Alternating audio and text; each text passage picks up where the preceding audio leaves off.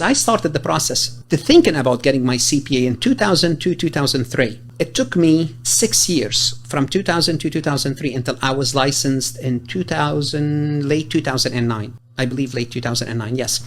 The first 2 years, I had to go back and take some prerequisite courses like intermediate accounting, cost accounting, auditing, tax courses that I did not take as an undergraduate. Then it took me another year to finish my master's degree. That's almost 2.5 years. Then worked 2 years in the industry, then studied for the exam, then get licensed. So the point that I'm trying to make, if you don't get it right away immediately right after college, it may take you several years, but the journey is worth it. So it took me 6 years from the time I decided I wanted to be a CPA until I became a CPA. So it's a long process. You have to have the stamina.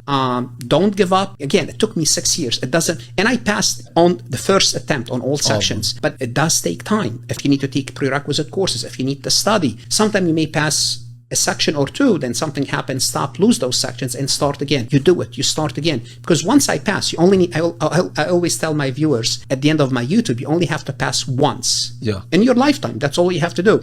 And it's going to pay you dividend forever. I don't mean dividend in terms of money. Of course, money, status, professionalism, networking. If I'm not a CPA, I would not be standing here in front of you today, as well as many other opportunities. So it opens a lot of doors for you.